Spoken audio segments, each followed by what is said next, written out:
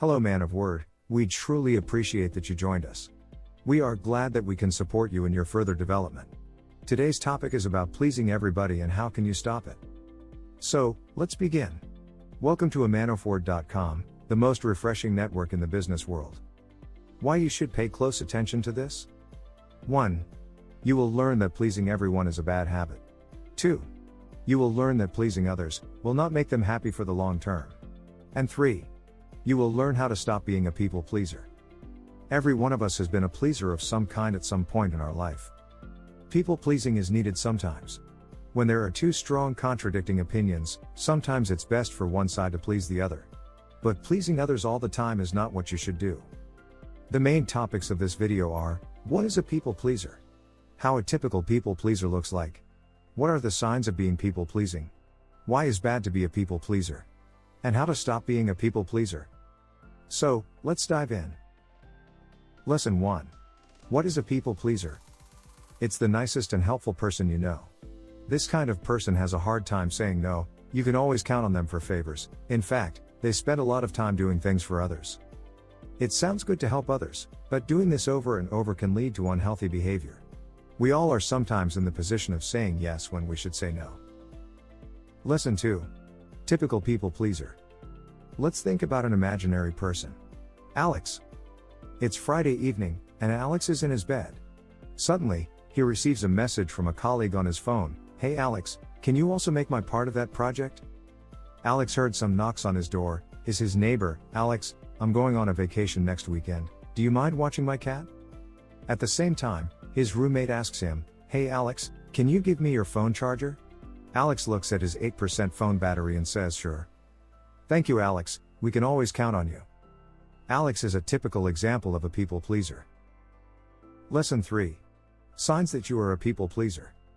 1. You apologize often. Frequent apologies can be a sign of low self-worth. You can't be sorry for being yourself. 2. You can't say no. Learn to speak up for yourself. Forget about, I don't want to be seen as impolite. I want to be liked.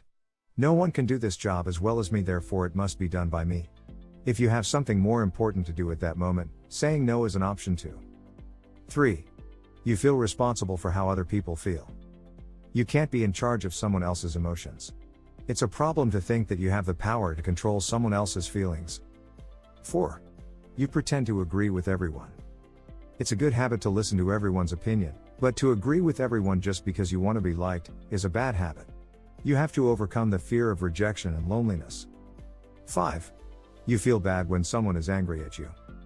You will meet a lot of people that will be mad at you without you doing anything wrong. Don't compromise yourself because of them. 6. You want everyone around you to be happy. You do everything people are asking you to do, to make them happy. You put everyone else before yourself, and that's a problem. You are the first person that you have to please. 7. You associate your worth with what you do for others. You base your self-worth on how much you do for others. At work, you find yourself helping others all the time. At home, you are the person that everyone depends on. In relationships, you are always overgiving to the point that you become suffocating. You feel good to be the person that everyone depends on. People's compliments make you feel important. You feel useful when you can help others. However, it's bad to associate your worth with what you do for others. Self-worth needs to come from within, not from outside. What if one day you aren't able to do anything for others? Where would your self-worth be? Lesson 4. Why is bad to please others all the time?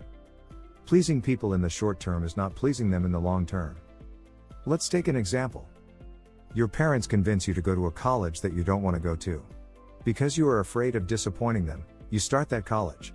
4 years later you finish the studies but you can't get a job. Why? Because you don't like what you studied, you are not passionate about what you learned, because it wasn't for you. Do you think that your parents are happy now? They are not. More than that, they will tell you that you should have done another college. Pleasing others is not noble. Pleasing comes from fear of rejection, of disappointing others, of loneliness, of criticism. There are a lot of people that think daily about the decisions that they didn't make because of their fears. You have to choose between the above fears and fear of regret. The choice is yours. Lesson 5. How can you avoid being a people pleaser? 1. Be aware of this habit. People pleasing is a habit with its roots in the way you view yourself and the world. Don't expect to stop this habit immediately. The first step for stopping a habit is becoming conscious about having it. Start by noticing when you do it. Who are the people that trigger it? Why do you think you do it? 2. Don't worry about becoming selfish. Before you say yes to someone, ask yourself one of these questions. Do I have time for this? Do I have the energy for this? Do I care about this task? If one of the answers to those questions is no, you will better refuse that person.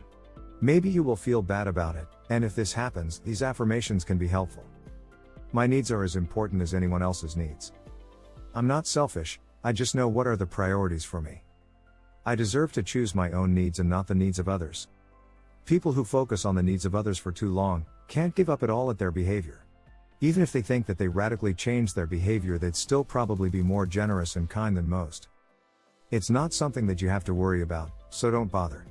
Truly selfish people don't worry that they are being selfish. They don't care. 3. Understand where it all started. Look back in your past and try to identify when you started to do this. How and when did you get the idea that you have to please others all the time? I was afraid that if I don't agree with what others think, they'll reject me and I will be alone. What is it for you? 4. Know the difference between goodwill and pleasing. This isn't about never doing anything for anyone else again. Next time when you feel that you have to help someone, pay close attention to your reason. You do it because you want to do it, or you do it because that person wants you to do it. Learning the difference will help you make better choices for yourself. 5. Know your goals. It's much easier to say no to others when you know what to say yes for yourself. Evaluate your long-term goals and ask yourself, what I have to do this week, that brings me closer to the person that I want to be in 2 years. When you have the answer in your head, it's much easier to say no. What are the best things to remember from this? 1. There's nothing wrong with pleasing others as long as you are not addicted to it. 2. Your needs are as important as other people's needs, so don't place their needs above yours. And 3. Becoming aware of this habit is the first thing to do to stop it. Well, our list ends here. Let us know in the comment section what are your thoughts about our list. Thank you for watching until the end, and if you found this helpful, don't forget to subscribe and ring the bell button to be notified for every new learning opportunity. And always remember, man of word, be aware of the person that you can become.